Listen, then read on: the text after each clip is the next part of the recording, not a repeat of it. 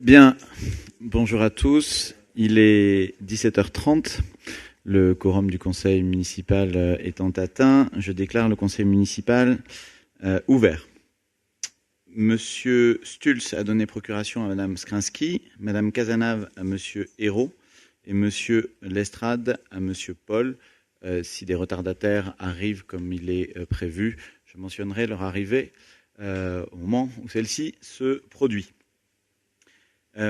Merci donc d'être présent à ce deuxième conseil municipal depuis les élections anticipées. C'est un deuxième conseil municipal d'installation du conseil municipal puisque nous pourrons terminer de d'élire les adjoints et de répartir de composer les différentes commissions de ce conseil municipal. Je veux dire aussi qu'une fois les adjoints élus, ainsi qu'il faut revoter les indemnités, j'interromprai la séance pour qu'on puisse faire une photo du nouveau conseil municipal sur le perron de la mairie, tant qu'il fait jour.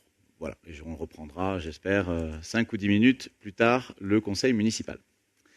Bien, pour le point numéro 1 et numéro 2, au regard des circonstances, c'est-à-dire un délai de 3 jours entre le conseil municipal de dimanche et celui-ci, nous les reportons, donc l'approbation du PV. Le PV n'a pas encore été rédigé par les services qui ont beaucoup de travail.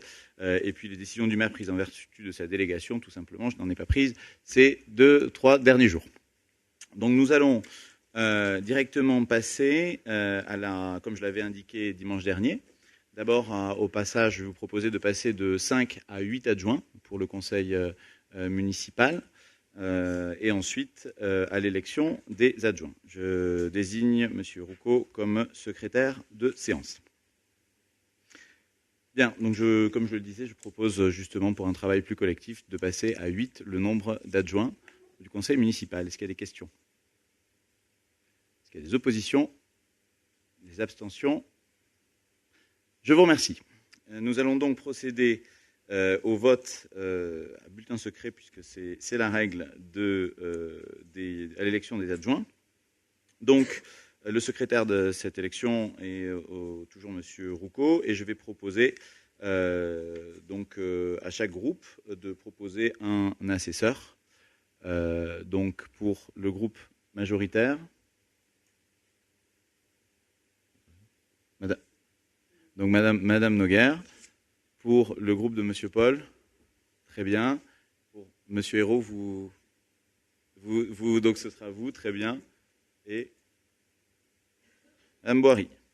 Très bien. Je vous propose de faire les 3 votes en suivant, puisqu'on a des enveloppes de 3 couleurs différentes. Il y a 3 urnes, et ça permettra de pouvoir voter pour le 6e adjoint, pour le 7e adjoint et pour le 8e adjoint. Donc, je propose comme candidat pour la fonction de 6e adjoint, Madame Danielle Bajon. Y a-t-il d'autres candidatures? Monsieur Paul, vous êtes candidat? Très bien. Je propose pour la fonction de 7e adjoint, Madame Arlette Skrinsky. Y a-t-il d'autres candidats? Très bien. Et je propose pour la fonction de 8e adjoint, Madame Christine Georges Guillard. Y a-t-il d'autres candidatures? Candidature. Bien, écoutez, très bien. Je constate l'arrivée de M. Philippe Frulin. Eh bien, écoutez, on va pouvoir passer aux élections. Donc, on va vous distribuer les enveloppes et les bulletins. Voilà. Donc, comme vous pouvez le voir, pour le 6e adjoint, c'est la couleur violette. Donc, vous aurez les enveloppes violettes. Et c'est la candidature de Mme Bajon et de M. Paul.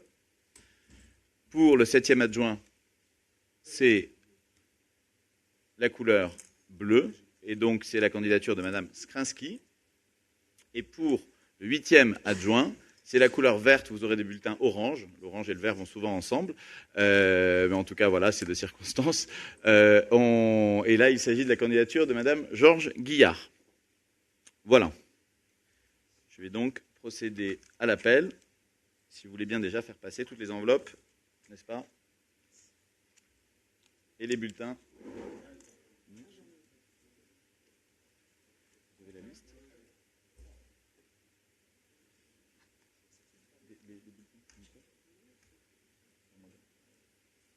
Les mules, mais c'est pas vraiment les bulletins.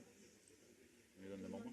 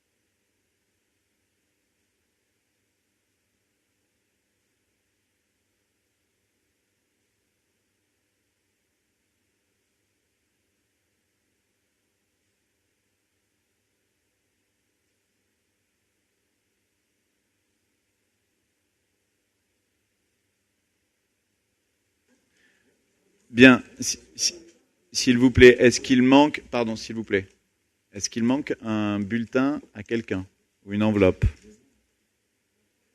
Donc, il manque ici des bulletins. Merci, s'il vous plaît, les services de pouvoir les faire disposer.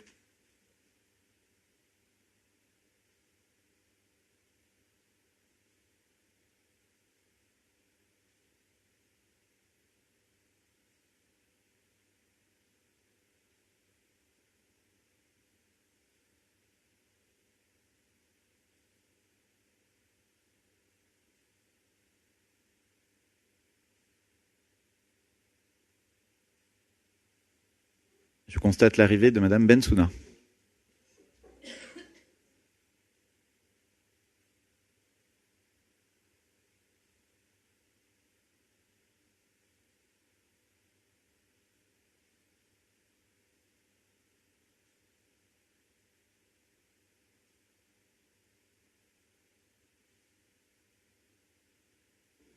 S'il vous plaît, merci.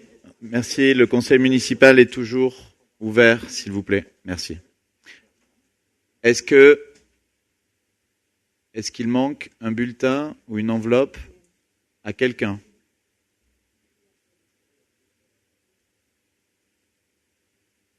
Très bien. Donc, je rappelle une dernière fois pour que ce soit clair pour tout le monde. Si quelqu'un a la moindre question, j'y répondrai, s'il vous plaît. Merci. Donc, l'élection pour la 6e adjointe, pour le 6e adjoint, c'est la couleur violet et son candidat, Madame Bajon et Monsieur Paul.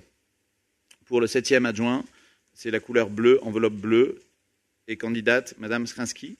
Pour le 8e adjoint, c'est l'enveloppe avec l'urne, la feuille verte, et ce sont des enveloppes orange et candidate Madame Georges Guillard.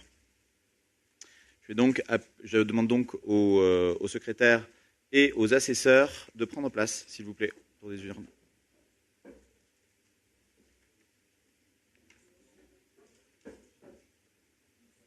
S'il vous plaît.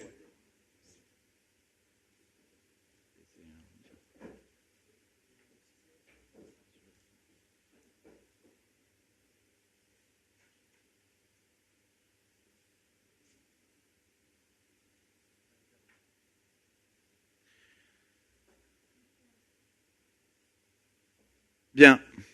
Donc, je vais d'abord, pas très élégant, mais c'est le protocole, m'appeler et appeler ensuite Madame Boson et Monsieur Roucault.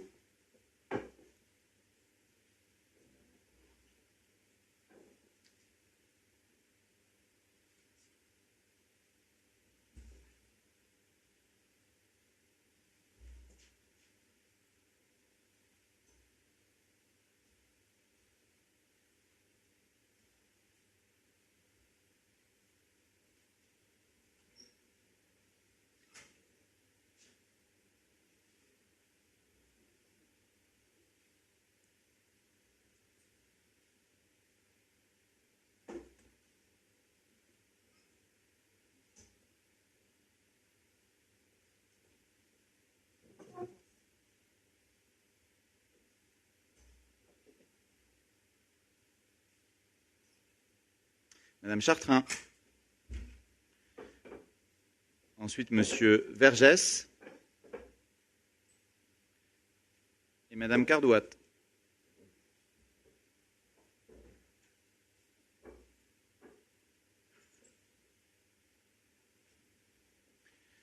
Suivi de Monsieur Abadi.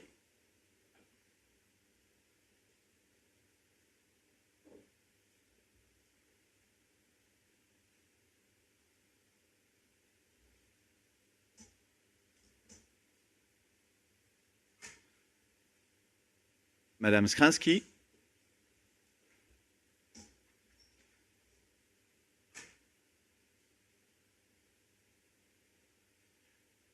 Monsieur Vigneault.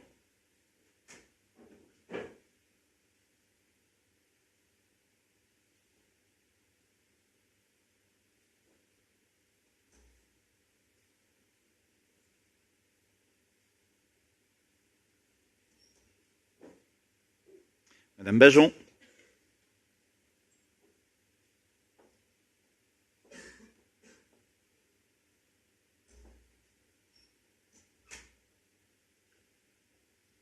Monsieur Duhamel.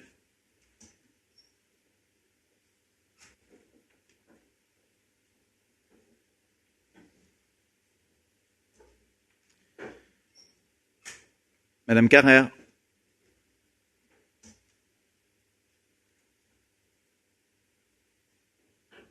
Monsieur Sarrazin.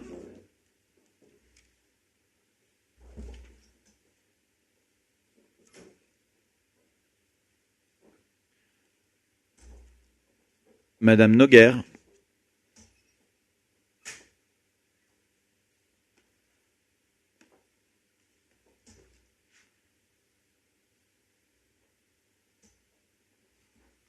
Monsieur Frulin.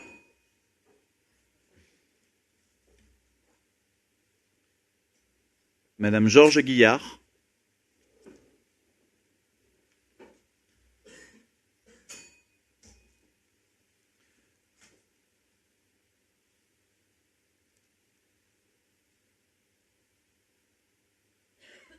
Monsieur Bullet. Madame Buille.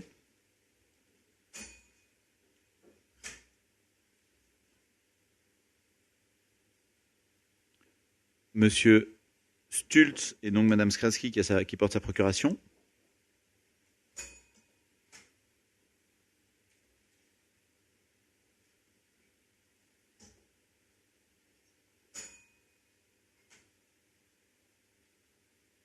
Madame Bensouna.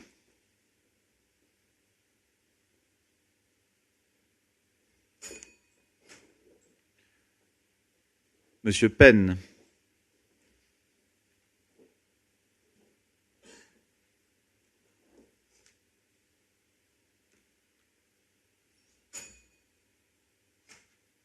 Madame Boiry.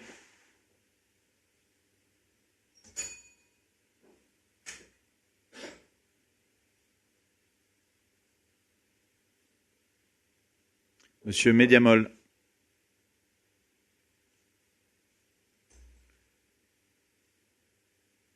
Monsieur Paul.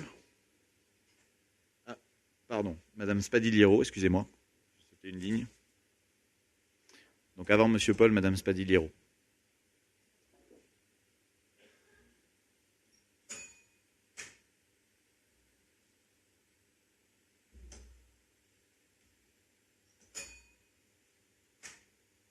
Madame Larmitou.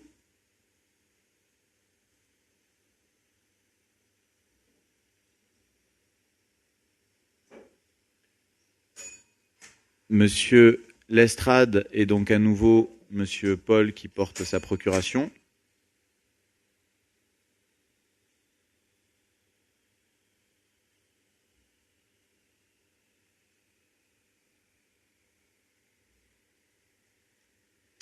Monsieur Hérault.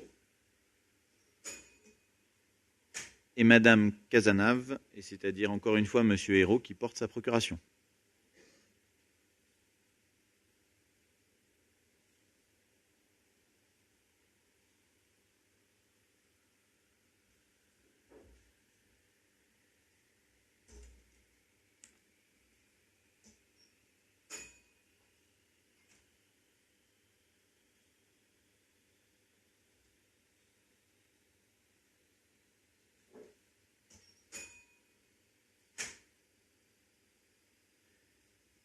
Bien, merci beaucoup. Nous allons procéder au dépouillement de l'urne avec les enveloppes violettes pour le 6e adjoint.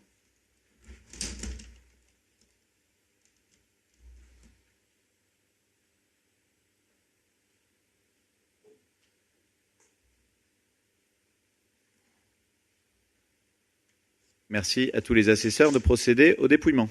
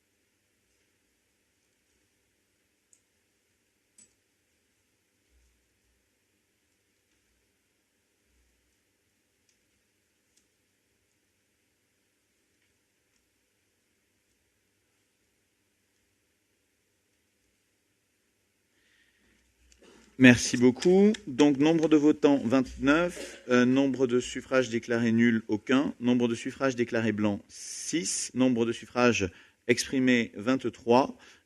Monsieur Pascal Paul a obtenu 3 voix. Madame Danielle Bajon, 20. Madame Danielle Bajon est donc élue 6e adjointe.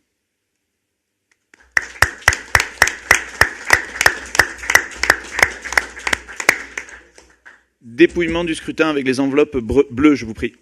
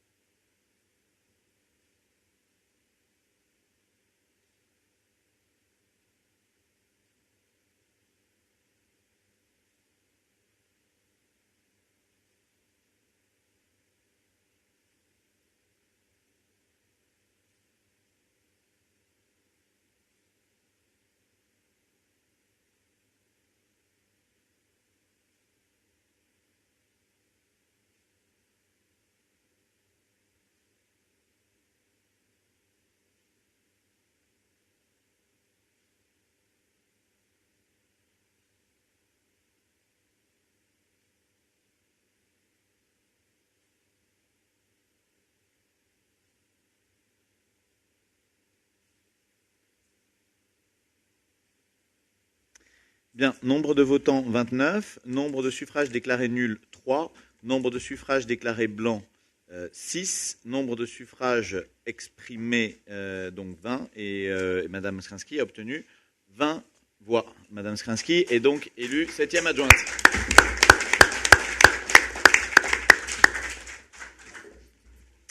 Dépouillement de la dernière urne, celle pour le vote du 8e adjoint, s'il vous plaît.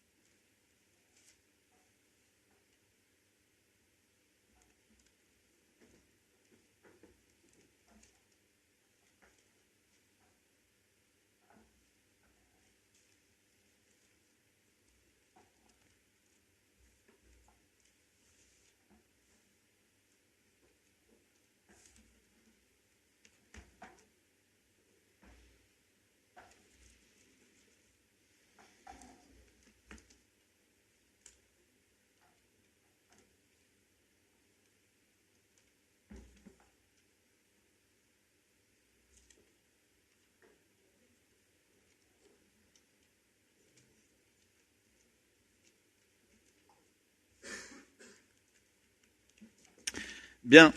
Nombre de votants, 29. Nombre de suffrages déclarés nuls, 3. Nombre de suffrages déclarés blancs, 6. Nombre de suffrages exprimés, 20. Madame Georges Guillard a obtenu 20 voix. Madame Georges Guillard est donc élue 8e adjointe.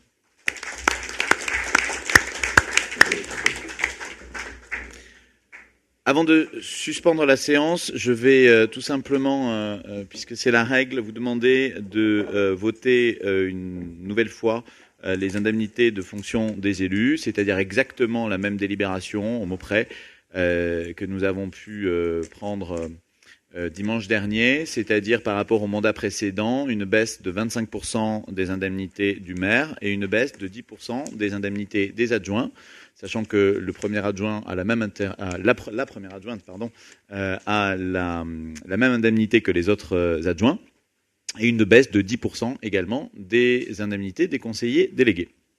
Y a-t-il des questions? Y a-t-il des oppositions? Des abstentions? Très bien. Je vous remercie. Point adopté.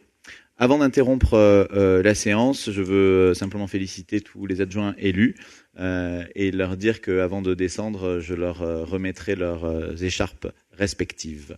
La séance est interrompue. Merci.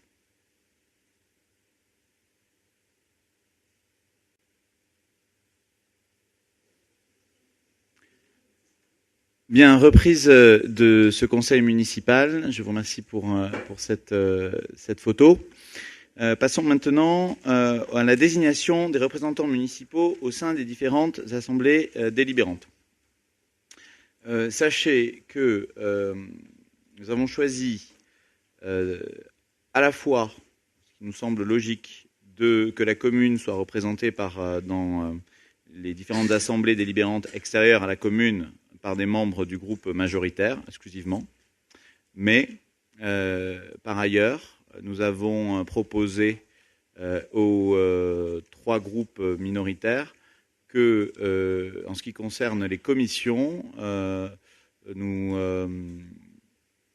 ne suivions pas la règle de l'élection de liste proportionnelle au plus fort reste, qui aurait entraîné la représentation seulement d'un groupe minoritaire pour chaque commission, si chacun avait voté conformément à son groupe, aux intérêts de son groupe. Mais qu'il y ait un membre de chaque groupe présent aux commissions, donc ce qui est une ouverture de notre part. Bien, et ce qui a été accepté par l'ensemble des groupes. Pour toutes les commissions, sauf pour deux commissions qui elles, imposent un règlement de vote. Voilà. Donc, en ce qui concerne la désignation des représentants municipaux au sein des différentes assemblées délibérantes, donc d'abord, je vais commencer par le comité syndical de Val-d'Adour Environnement et je propose M. Abadi, M. Vigneault, Mme Chartrain, M. Duhamel comme titulaire à VAE et comme suppléant M. Frulin, Mme Noguer, M. Bullet, Mme Boson. Des questions? M. Penn. La commune n'étant pas adhérente du syndicat Val-d'Adour Environnement, mais c'est la communauté des communes qui est adhérente. C'est donc la communauté des communes qui désigne les représentants au conseil d'administration de Val-d'Adour Environnement. Ah ben si, je sais bien, mais c'est sur proposition de la commune. Et je me suis entendu avec le président de la communauté des communes pour que ce soit justement les candidats proposés par la commune, comme c'est le cas partout ailleurs, qui soient retenus. Donc effectivement, je souhaite les faire voter, les proposer, non pas moi directement de lui à moi, mais le faire valider par le conseil municipal. Nous souhaiterions qu'il y ait un représentant sur les 4 de notre liste qui figure au conseil, qui participe au conseil d'administration de Val-d'Adour Environnement. Je viens d'expliquer que non. Voilà. Bien, y a-t-il d'autres questions? Y a-t-il des oppositions? Des abstentions? Point adopté, je vous remercie. Passons maintenant au conseil d'administration de la cité scolaire Pierre Mendès France, avec pour le lycée comme représentant M. Vigneault, comme pour le lycée professionnel M. Bullet, et pour le collège Mme Bensouna. Je vais procéder d'un coup pour ces trois représentants. Y a-t-il des questions? Y a-t-il des oppositions? Des abstentions? Merci, point adopté. Pour le conseil d'administration, les différentes instances du lycée agricole Jean Monnet. Je propose comme titulaire M. Vergès, comme suppléante Mme Chartrain.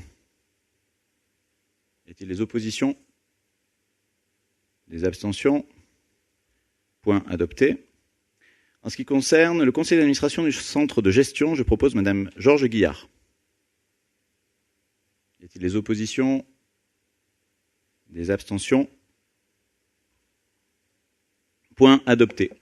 En ce qui concerne le Centre communal d'action sociale, je me tourne vers le directeur des services. Avez-vous pu proposer aux listes en amont? Ah oui, très bien. Donc là, nous avons proposé, puisqu'il s'agit en réalité ce que nous considérons comme faisant partie de l'ensemble des commissions, en tout cas dans l'esprit, même si c'est quelque chose de différent, que chaque liste soit représentée, enfin chaque groupe soit représenté, et avec donc un représentant par groupe minoritaire. Donc je propose une liste consensuelle selon les propositions des différents groupes. Madame Cardoua, Monsieur Frulin, Madame Noguer, Monsieur Vigneault, Madame Carrère, Madame Boiry, Monsieur Lestrade, Monsieur Hérault. Y a-t-il des oppositions? Des abstentions? Merci. Liste adoptée à l'unanimité. En ce qui concerne la prévention routière, je propose Madame Chartrain. Y a-t-il des oppositions? Des abstentions? Merci. En ce qui concerne le syndicat départemental d'énergie, je propose comme titulaire Madame Chartrain et Monsieur Vigneault, comme suppléant Monsieur Duhamel et Madame Cardouat. Y a-t-il des oppositions? Des abstentions? Point adopté, je vous remercie. En ce qui concerne le syndicat intercommunal des transports scolaires, je propose comme titulaire Madame Bajon, comme suppléant Monsieur Roucault. Oui, Monsieur Penn. Il me semblait que le syndicat des transports scolaires a été dissous, puisque la compétence des transports scolaires est une compétence qui est devenue régionale depuis le 1er janvier 2018. Il n'y a pas de possibilité de délégation secondaire et que la délégation a été accordée au département. Donc ce syndicat est dissous, me semble-t-il. Je vais demander de répondre au directeur des services. On s'est posé la question effectivement, donc j'ai demandé à ma collègue qu'elle téléphone. Donc elle a eu quelqu'un qui, au niveau du syndicat, lui a répondu qu'il fallait redélibérer, donc transmettre les noms qui sont proposés. Voilà. Donc moi je ne sais pas si y a eu un quiproquo, mais j'ai fait appeler et c'est la raison pour laquelle il y a cette proposition. Je vous remercie. Donc, y a-t-il pour Madame Bajon comme titulaire, Monsieur Roucault comme suppléant, des oppositions? Des abstentions? Merci. En ce qui concerne le syndicat mixte de l'Échèze, je propose comme titulaire Madame Chartrain, Monsieur Vergès, Monsieur Duhamel, comme suppléant Monsieur Frulin, Madame Noguer, Monsieur Sarrazin. Y a-t-il des oppositions? Question. Est-ce qu'il y a une question? Très bien. Oui. Syndicat. Là, on a eu cette discussion en préparation, donc je laisse Monsieur Constantin répondre.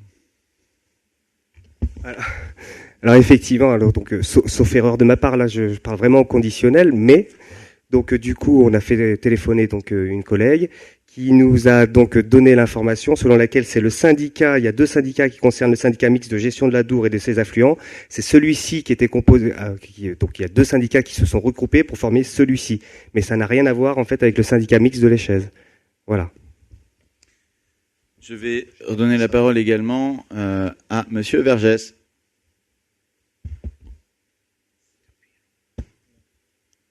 Oui, alors, pour être plus précis dans la réponse, en fait, il s'agit d'un regroupement, bien entendu, mais les syndicats de base restent actifs.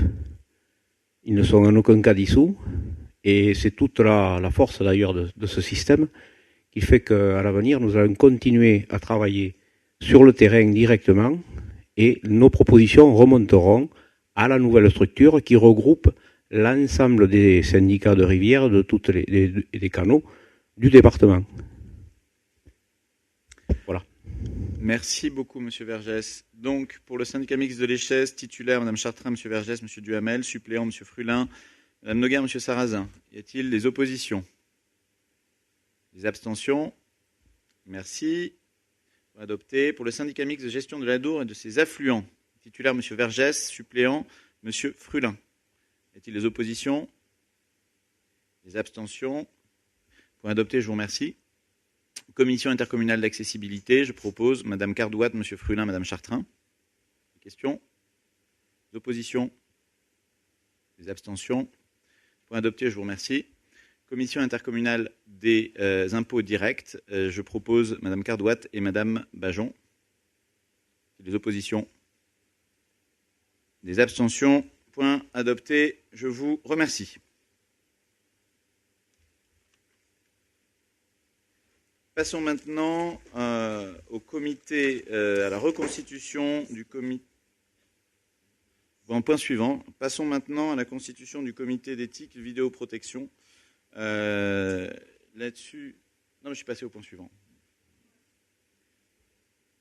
Bah, écoutez, pour l'instant, j'y reviendrai après, mais lesquels? Centre hospitalier de Bigorre. Il n'y a pas à délibérer, madame. Il n'y a pas à délibérer là-dessus.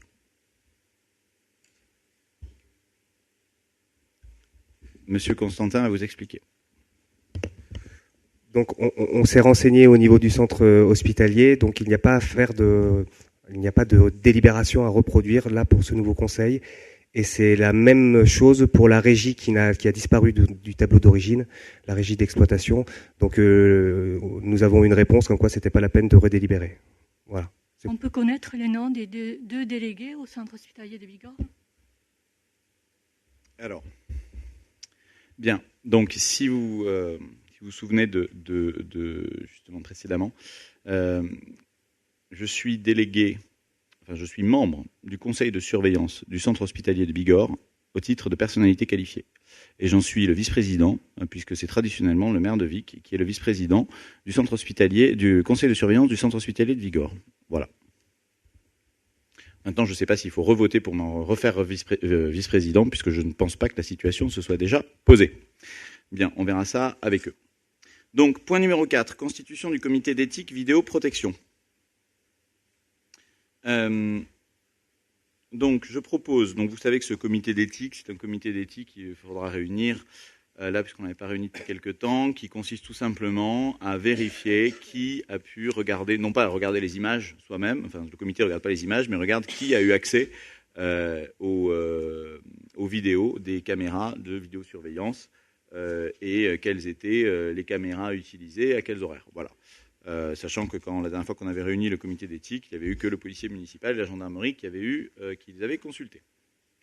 Voilà. Donc, c'est quelque chose qui permet de vérifier l'utilisation de la vidéosurveillance. Donc, je propose là-dessus, en ce qui concerne les délégués de la majorité, moi-même et Madame Boson, je propose à chaque groupe de proposer un délégué.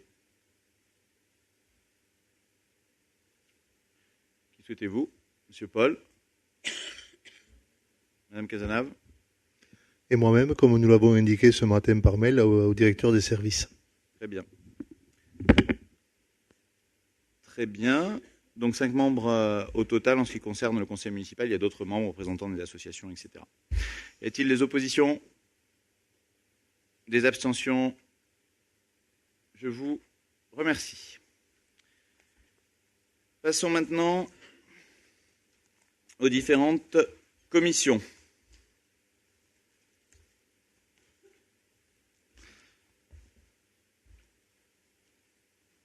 Alors,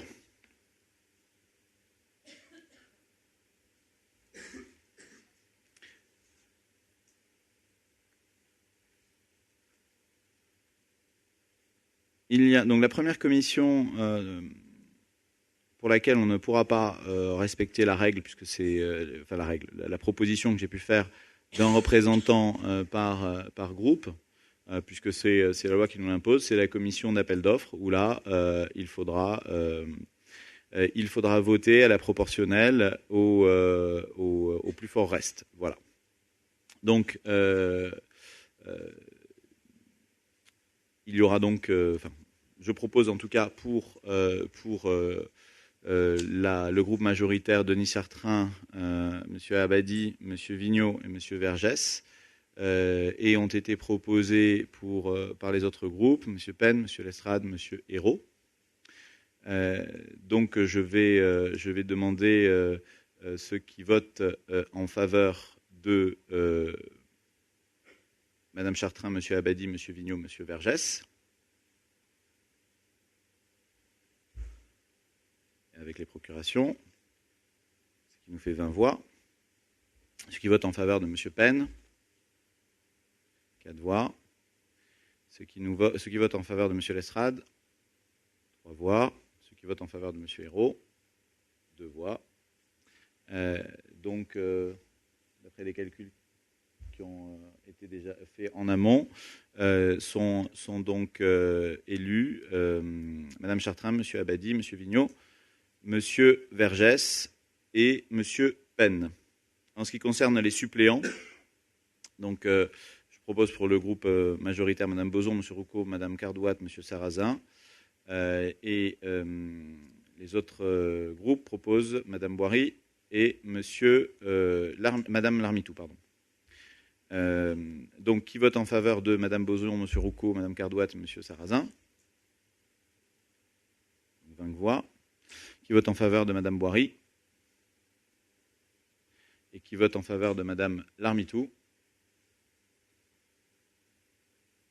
Donc, sont élus de suppléants Mme Boson, M. Roucault, Mme Cardouat, M. Sarrazin et Mme Boiry. Voilà. Oui, bien sûr, M. Hérault. Que ça allait se produire comme ça. Peut-être que nous aurions pu faire une liste commune avec l'ensemble de la minorité et soumettre au vote, ce qui nous aurait peut-être permis d'avoir au moins un poste. Si j'ai bien compris les modes d'élection. Ah, mais vous avez un groupe minoritaire a un poste. Il s'agit du groupe. Comme délégué, il y a M. Penn. Et Mme Boiry en suppléante. C'est pas ce que j'avais compris. Non, si, c'est ce que j'ai déclaré. Très bien. Donc ensuite, passons aux autres commissions. D'abord, la commission animation et association. Donc, sachez que d'un point de vue général, je ne souhaite pas qu'il y ait de suppléants sur les commissions. Toutes les commissions se réunissent suffisamment rarement et c'est bien qu'il y ait un travail suivi. Donc, là-dessus, je proposerai des listes sans suppléants. Puisque, voilà, on peut penser que les commissions vont se réunir 2 à 3 fois jusqu'à la fin du mandat. Quand on s'engage sur une réunion, ça veut dire sur tout le mandat, 2 à 3 réunions. Il me semble que le titulaire peut faire l'effort de venir et de suivre ces commissions. Donc, en ce qui concerne la commission animation et association, donc pareil avec sur proposition des différents groupes. Donc, je propose que nous délibérions sur Mme Boson, M. Bullet, Mme Noguer, Mme Skrinsky, M. Roucault, Mme Spadiliero, M. Paul et M. Hérault. Sachant que Mme Boson, la première adjointe, recevra ces délégations. Y a-t-il des oppositions? Des abstentions? Commission élue à l'unanimité. Deuxième commission, ressources humaines et sport. M. Roucault, M. Vigneault, Mme Boson, Mme Skrinsky, Mme Carrère, Mme Spadiliero, M. Paul, Mme Cazenave. Y a-t-il des oppositions? Des abstentions? Je vous remercie, sachant que je donnerai ces délégations ressources humaines et sport au deuxième adjoint, M. Roucault. Je souhaite donc que la commission l'élise président de commission. En ce qui concerne la commission urbanisme et voirie, Mme Chartrain, M. Vergès, M. Abadie, Mme Buy, Mme Carrère, Mme Carrère, point. M. Mediamol, M. Paul, Mme Cazenave. Y a-t-il des oppositions? Des abstentions? Je vous remercie, sachant que je donnerai ces délégations à Mme Chartrain. En ce qui concerne l'action sociale et le CCAS, donc là pour le coup, nous avons déjà...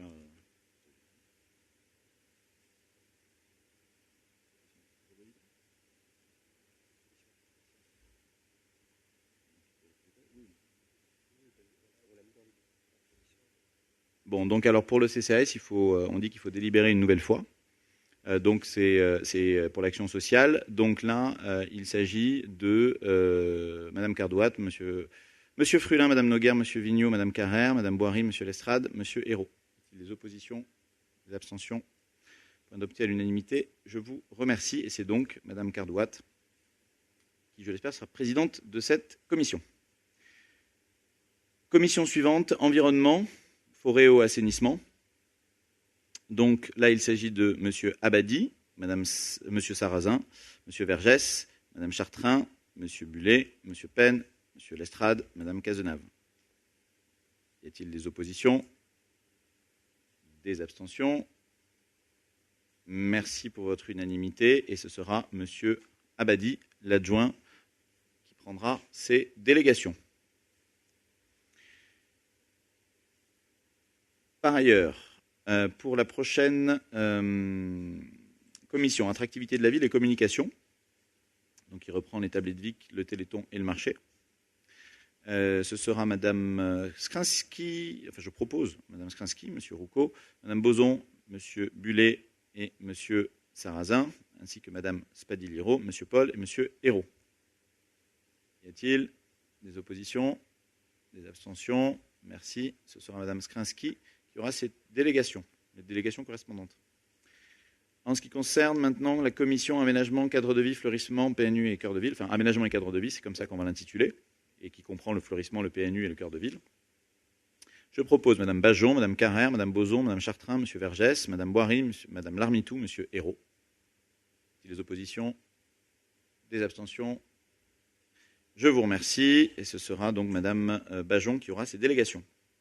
Et en ce qui concerne la commission finances, je propose Madame Georges Guillard, Madame Buille, Monsieur Vigneault, Monsieur Duhamel, Madame Cardouat, Madame Larmitou, Monsieur Hérault. Y a-t-il des oppositions? Écoutez, sur les mails qu'on m'a transmis, il n'y avait personne, mais si vous le souhaitez, je peux le mettre là-dessus. C'est clairement ce que les services m'ont transcrit.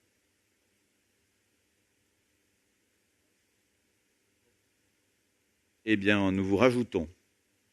Donc, je propose, pour être clair, Madame Georges Guillard, Madame Buille, Monsieur Vigneault, Monsieur Duhamel, Madame Cardouat, Madame Boiry, Madame Larmitou, Monsieur Hérault. Y a-t-il des oppositions? Des abstentions?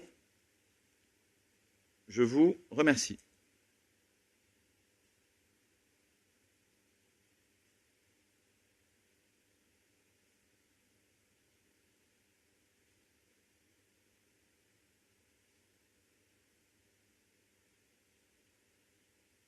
Pour la commission communale des impôts directs, donc il nous faut désigner simplement un membre.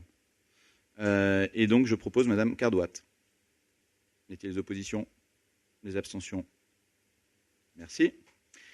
Ce qui concerne la commission de révision des listes électorales, alors là c'est comme pour la commission d'appel d'offres, il faut voter, c'est pareil, à la proportionnelle avec le plus fort reste, et c'est la règle. Donc sinon on aurait fait comme pour les autres commissions. Voilà, donc là-dessus, comme candidature, j'ai en tout cas, qu'on m'a soumis, Monsieur Hérault, Monsieur Abadi, Madame Chartrain pour le groupe majoritaire, et Monsieur Mediamol et Monsieur Roucault, pardonnez-moi, Monsieur Roucault. Cette confusion m'intrigue. Mais Monsieur Roucault, Monsieur Abadi, Madame Chartrain pour le groupe majoritaire, et Monsieur Mediamol et Monsieur Lestrade pour les groupes, deux des groupes minoritaires. Et justement, ce qui m'interpellait, c'est que je n'ai pas sous les yeux de candidature de votre groupe. C'est peut-être une erreur de remontée. Est-ce qu'il y a un candidat? Non, alors c'est volontaire. Donc là, c'est pas, vous voyez, donc parfois c'est un oubli, parfois c'est volontaire. Donc, nous allons procéder au vote. Qui vote pour M. Roucault, M. Abadi, Mme Chartrain? Donc, 20 voix. Qui vote pour M. Mediamol? 4 voix. Qui vote pour M. Lestrade?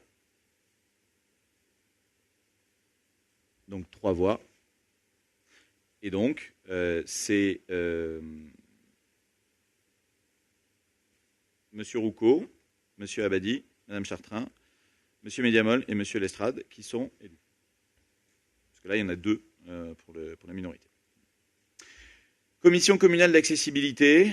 Donc là, je propose, donc là on repart sur le système, un représentant par groupe minoritaire. Madame Chartrain, Madame Carrère, Monsieur Duhamel, Madame Cardouat, Madame Boson, Madame Spadiliero, Madame Larmitou, Madame Cazenave. Il y a quand même un homme. Y a-t-il des oppositions? Des abstentions? Merci. Et ça, nous l'avons déjà revoté. Très bien. Donc, je vous remercie pour la constitution des commissions communales. Selon le type de commission, on peut estimer entre 2 et 4 ou 5 réunions d'ici la fin du mandat par commission. Voilà. Bien. Passons maintenant au point numéro 6 et l'approbation du règlement intérieur avec des propositions de changement. Le règlement on a trouvé le temps de le faire passer en amont de manière à ce que tout le monde puisse le consulter. Y a-t-il des questions?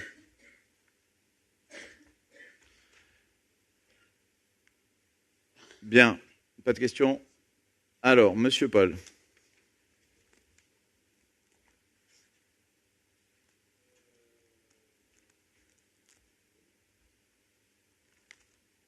Monsieur Paul, oui.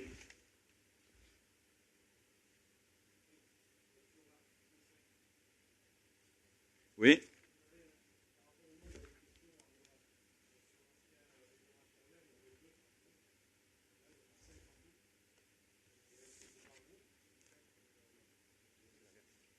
C'est la confusion, c'est le contraire. Là, il y en a 2 par groupe. Oui, bah, exactement.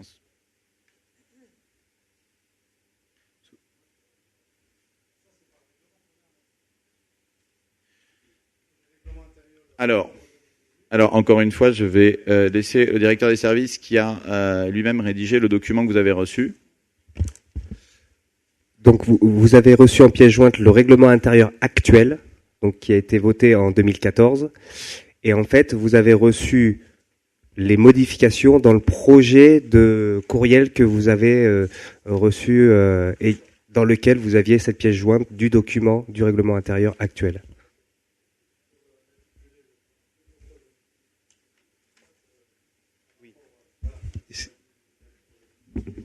Non, mais de toute façon, c'est le règlement intérieur qui est en vigueur jusqu'à ce que le conseil municipal décide du contraire. Aujourd'hui, c'est ce règlement intérieur qui est en vigueur. D'accord, non, mais je comprends votre confusion, il n'y a pas de souci.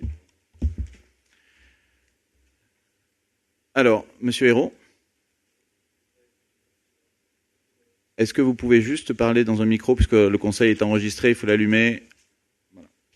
Oui, je voudrais intervenir sur l'article 29, sur la mise à disposition de locaux aux conseillers municipaux. Donc, il est fait allusion effectivement au décret d'application.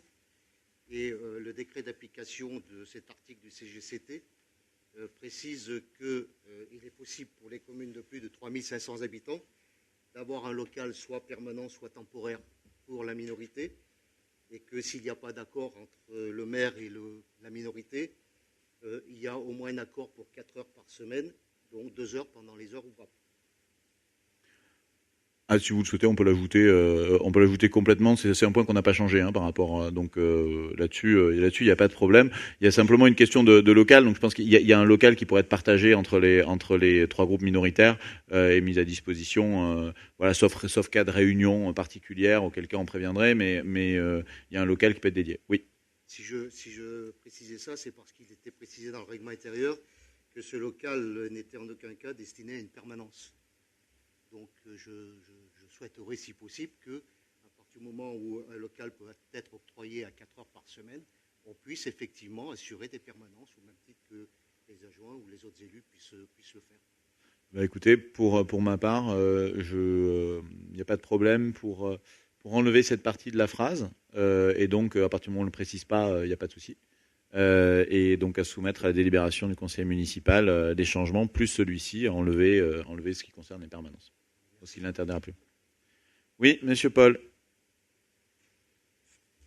Juste une précision sur l'article 23. Attendez, article 9. Oui, article 9. Donc sur la page 8, en haut. Dans le cas des établissements publics de santé et des établissements publics sociaux, cet alinéa-là n'existe plus puisque la DAS a été dissoute depuis le mois d'avril 2010. Donc ça, c'est Oui, c'est vrai. Vous avez bien compris ce qu'on a fait. Encore Oui, une fois, on l'a repris. encore une fois l'ancien, depuis. Non, mais simplement, tant qu'à l'épurer, autant le. Très bien. Voilà, Ça, il n'y a pas de juste souci. ça. Il n'y a pas de souci non plus. Merci. Ce qu'on a fait, c'est qu'effectivement, dans un temps relativement court, on a fait évoluer les points qui nous importaient, mais sans reparcourir l'ensemble des points. Et là, vous avez raison, c'est quelque chose qu'on peut supprimer parce qu'il n'y a plus d'actualité. Très bien, ça aussi, on propose avec cette suppression. On vote. D'autres questions? Ah, Madame Boiry.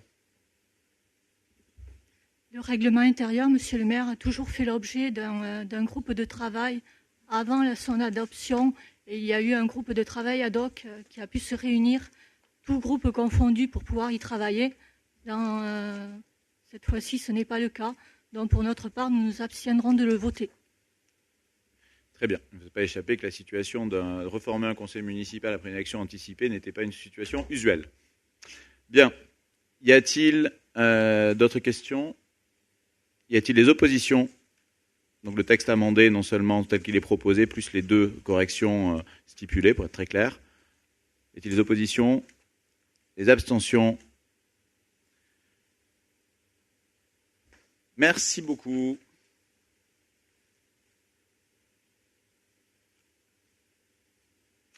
Alors, crédit d'heure réservé au maire et à ses adjoints, ça c'est quelque chose de purement formel, c'est quelque chose qu'on reprend et qu'il faut revoter. C'est pour les adjoints et le maire. Enfin, pour moi, ce sera pas vraiment opérant, mais bon, c'est du formalisme pour qu'ils puissent, vis-à-vis de leur employeur, pouvoir assister à des réunions, même quand c'est dans leurs heures de travail, dans une certaine limite. Et également pour les conseillers municipaux. Voilà, ça c'est exactement ce qui était en vigueur précédemment. Y a-t-il des oppositions? Les abstentions? Merci. Point 7, adopté à l'unanimité. Point numéro 8, la décision modificative du BP 2018. Donc, décision modificative qui vient dans des conditions où justement on vient d'installer la commission des finances. Donc sans commission des finances, mais encore une fois, c'est une situation exceptionnelle. Et c'est une situation exceptionnelle à 2 titres, puisque c'est le dernier jour, les dernières heures de service de notre directeur financier, Monsieur Larmitou, qui quitte la collectivité ce soir, et dont je salue de la manière la plus officielle le travail depuis 2007. J'aurai l'occasion de le faire dès ce soir dans un autre cadre. Mais donc pour finir en beauté, je lui ai demandé de présenter lui-même cette décision modificative du BP 2018. Monsieur Larmitou, c'est à vous. D'accord. Alors, cette EDM est en fait sur la section de fonctionnement une régularisation de recettes. Vous pouvez noter que le budget primitif avait été voté sans certaines notifications, notamment le FPIC. Donc, ça fait partie de la seconde feuille dans la section recettes. Donc, le FPIC qui est à hauteur de 68 927. Et on peut noter aussi que les ventes de bois ont nettement augmenté par rapport à la prévision. L'ONF nous avait fait des propositions. Le bois se vend très bien. Donc on a une augmentation de recettes de 59 000 euros. Et ensuite, les autres grands chapitres sont le compte 74 718, c'est les remboursements des contrats aidés. En fait, la Chambre régionale des comptes, lorsqu'ils avaient adopté le budget primitif, avait mis cette ligne à 0. Donc, c'est ce qui explique ces montants. Donc, je ne sais pas quelle est la procédure. Est-ce que vous voulez que je liste tous les comptes ou est-ce que je fais les masses, monsieur le maire? Écoutez, plutôt les masses. Plutôt les masses, d'accord. Donc, s'il y a des questions, vous reviendrez avec plaisir. en particulier. J'y répondrai avec plaisir.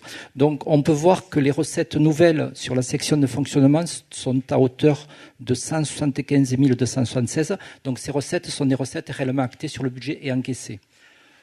Donc, le pendant de ces recettes, c'est la section donc, de fonctionnement dépenses. Et on peut noter que le chapitre 011 a fait l'objet d'une légère augmentation. Elle est augmentée à hauteur de 98 820.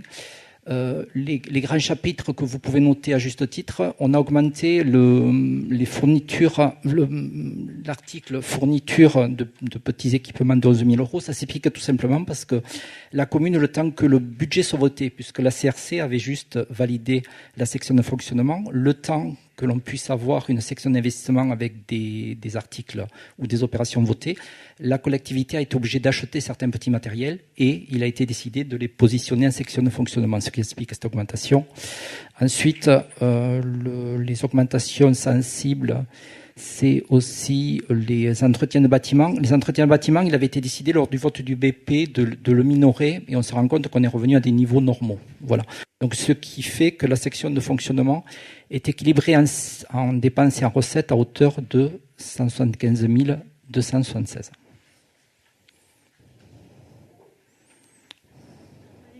Y a-t-il des questions?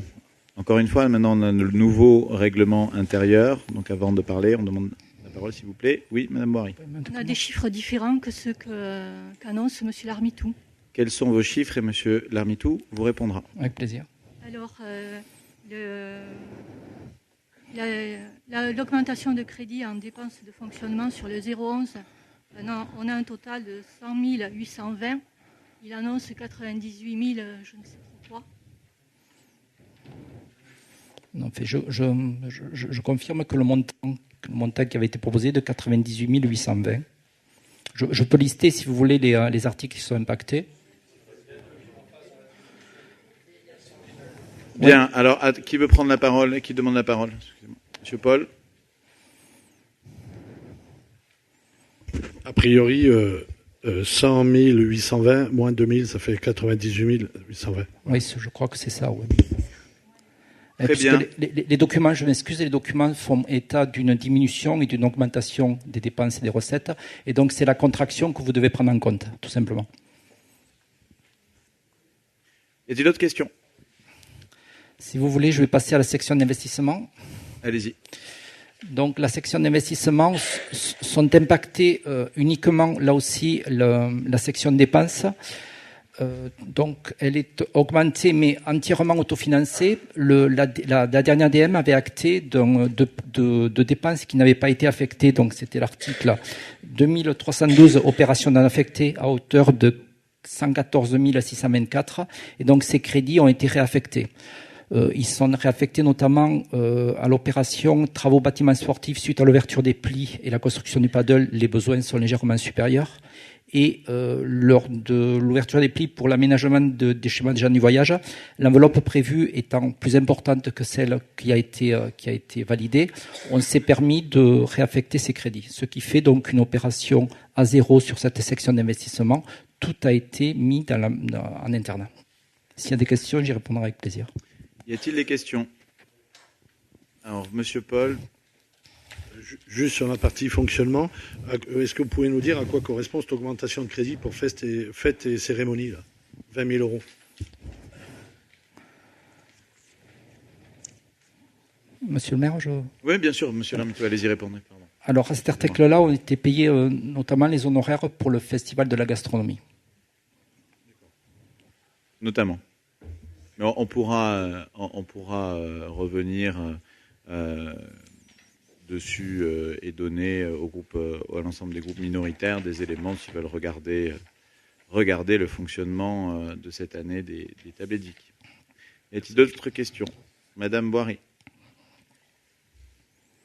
Monsieur le maire, à la lecture de la décision modificative, nous constatons un fonctionnement, une augmentation des charges à caractère général à hauteur de 98 820 €. Tous les comptes de dépenses sont revus à la hausse 2 mois après le vote de la première décision modificative. Pouvez-vous nous éclairer sur certains chiffres? 20 000 € en dépenses supplémentaires sur le compte fêtes et cérémonies, 22 587 € en moins de recettes sur les produits du festival Les Tablés de Vic. Quel est le bilan financier du festival cette année? Une nouvelle dépense apparaît avec des frais de déménagement. De qui? 800 € de frais bancaires. Est-ce l'activation de la ligne de trésorerie? En investissement, augmente le matériel et équipement technique et scolaire, 30 000 € après 20 000 € en août. Les bâtiments sportifs, 25 000 € après 55 000 € en août. Le PNU, 91 000 € après 240 000 € en août. Les équipements informatiques, 3 000 € après 3 000 € en août. Par contre, le schéma des gens du voyage diminue de 49 356 € avec une enveloppe initiale à 150 000. Et nous ne voyons pas apparaître la participation de la commune de 30 000 € aux travaux de réfection de l'école Pierre-Guillard engagés par la communauté de communes. Bon, merci d'avoir énuméré tous ces chiffres, ça semble beaucoup de cohérence.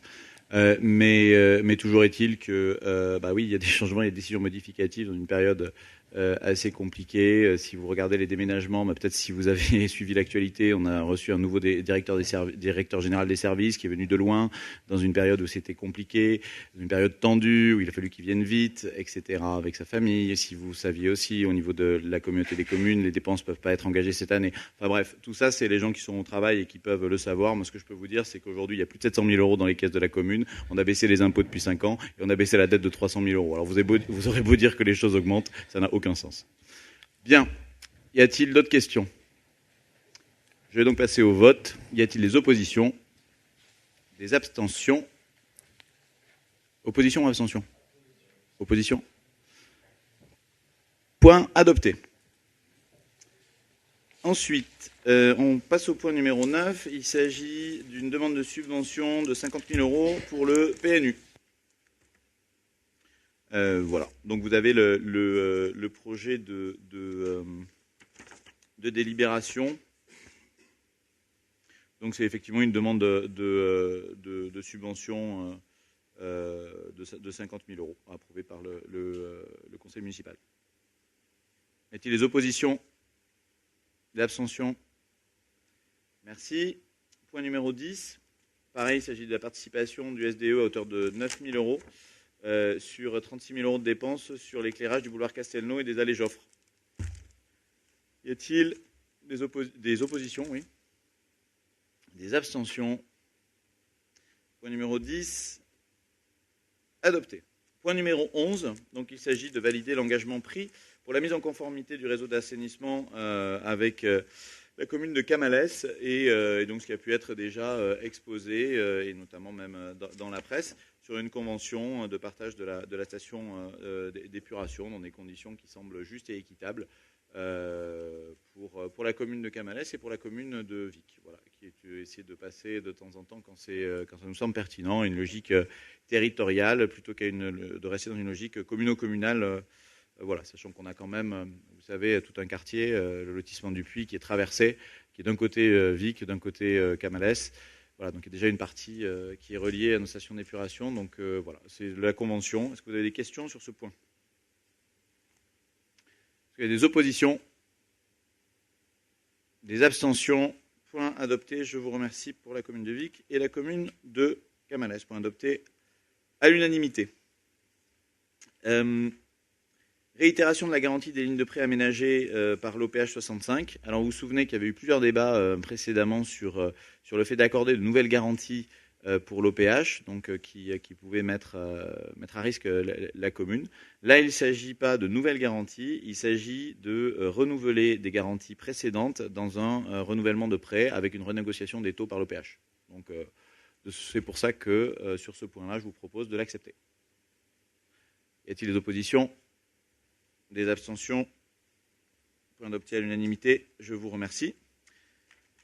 Remboursement d'un trop payé à la CCAM concernant les frais de dysfonctionnement de l'OGEC d'un montant de 10 563,33 €. Est-ce qu'il y a des questions sur ce point? Est-ce qu'il y a des oppositions? Des abstentions? Merci. Point adopté. Point numéro 14, c'est un point qui revient chaque année. Et on peut peut-être essayer de le faire pour plusieurs années dorénavant. C'est la convention Parlem sur l'enseignement de la langue occitane. On a toujours voté. Y a-t-il des oppositions? Ah, monsieur Paul. Pas une opposition, juste une question. Pourquoi cette formation, enfin ces cours, s'arrêtent-elles à la fin de la maternelle et ne continuent pas au niveau du primaire? Est-ce que vous savez Alors honnêtement, là-dessus, je ne sais pas. Je ne sais pas à ce stade. Je pense que ça doit être la logique du chef d'établissement, mais ce serait quand même une logique d'avoir une continuité, puisqu'on voilà. Ce serait pas illogique du tout, en effet.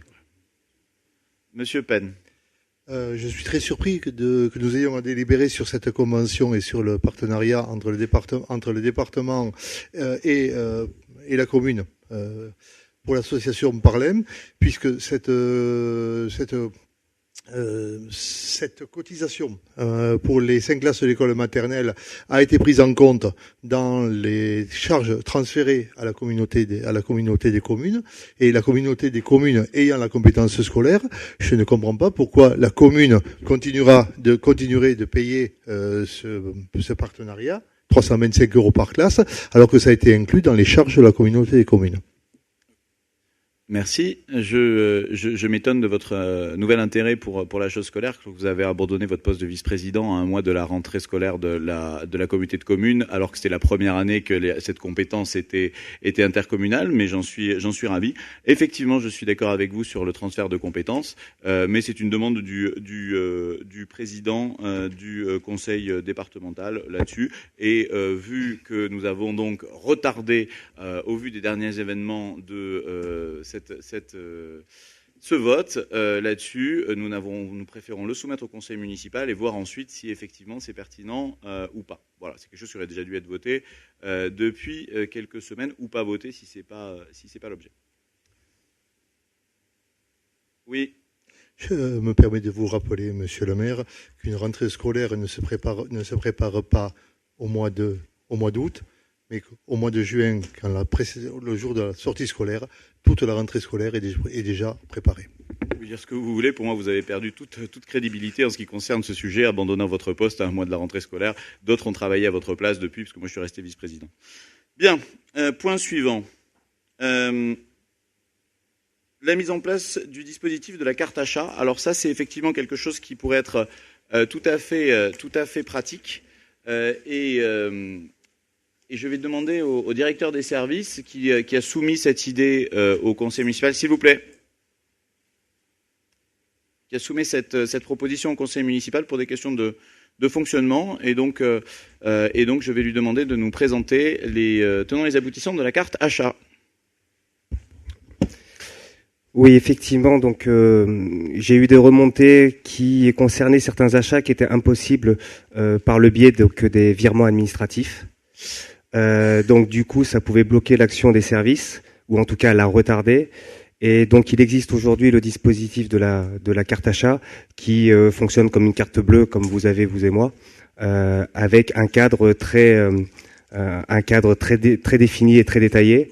Donc vous avez le projet de délibération qui vous a été envoyé donc par courriel le lundi, et vous avez aussi dans vos pochettes le projet de délibération afin que vous puissiez poser les questions que vous avez à poser sur ce sujet-là.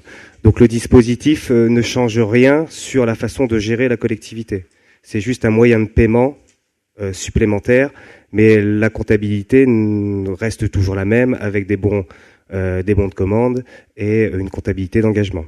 Ça permet simplement de pouvoir régler certains fournisseurs et certains prestataires de services par le biais de la carte de paiement, puisque certains n'acceptent pas donc aujourd'hui le paiement par virement administratif. Et l'intérêt pour ces fournisseurs aussi, c'est de réduire les délais de paiement. Donc vous avez un cadre.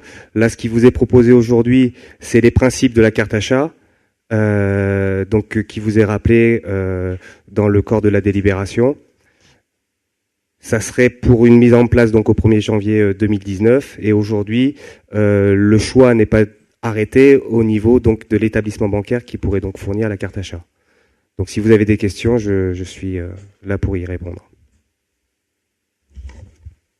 Y a-t-il des questions, Monsieur Paul? Alors, 2 questions. La première, le titulaire de la carte, qui sera-t-il, et le montant des dépenses que l'on peut engager. Voilà. Monsieur Constantin. Donc il a été proposé qu'il y ait 2 titulaires. Donc par expérience, pour les collectivités de cette taille, ça reste tout à fait compréhensible. Donc il y aura un titulaire au niveau des élus, ça sera effectivement monsieur le maire, puisque c'est lui l'autorité territoriale, et il y aura un titulaire au niveau des agents, et ce titulaire-là, c'est celui qui qui sera le plus à même à faire des dépenses, on va dire, où il n'y a pas de virement administratif. Donc ça sera Marion Dubarbier, au niveau donc de la communication et du service événementiel. Au niveau du plafond, donc pour répondre, il est proposé donc un plafond annuel de 10 000 € par carte. Voilà. Et pour, à titre comparatif, dans des collectivités donc de moins de 5 000 habitants, donc là on est à plus de 5 000 habitants, donc on a des plafonds jusqu'à 25 000, voire 30 000 euros annuels par carte. Oui, pour le choix du plafond, effectivement, quand j'ai demandé des comparaisons avec des communes équivalentes, Monsieur Constantin a pu me dire que pour des communes plus petites, on avait des plafonds plus hauts, mais j'ai souhaité qu'on commence avec un plafond plus bas. Voilà, et on verra ce qu'il en est après. Oui, Madame Boiry. Monsieur le maire, l'instruction de la comptabilité publique de juillet 2013 qui autorise les cartes d'achat propose également des cartes bancaires délivrées par la Direction générale des finances publiques permettant les dépenses à distance à la commande. Avez-vous comparé les différences de fonctionnement et de coût de ces deux types de cartes? Je suppose que les services ont fait ce qu'il fallait en matière de comparaison. Voilà. Moi, pour ma part, c'est une proposition de fonctionnement des services là-dessus. Je leur demanderai, pardon, Madame Boiry, je termine. Je leur demanderai de prendre en considération votre remarque dans le choix des modalités précises. D'autres remarques? Bien. Y a-t-il des oppositions? Des abstentions? Merci beaucoup. Point adopté. Enfin, dernier point qui n'est pas à l'ordre du jour, simplement que je rajoute, il s'agit de la perception d'une recette d'un montant de 705,90 € suite à la dégradation d'un abribus. Et c'est une demande du procureur qui nous demande de faire cette délibération comme ça. Celui qui a dégradé un abribus pourra s'acquitter de l'amende qui reviendra à la mairie. Y a-t-il des oppositions? Des abstentions? Merci beaucoup. Bon, dans le cadre du nouveau règlement intérieur, donc bien évidemment, des questions diverses pour le prochain conseil municipal. Merci beaucoup. Je vous remercie. Le conseil municipal est clos.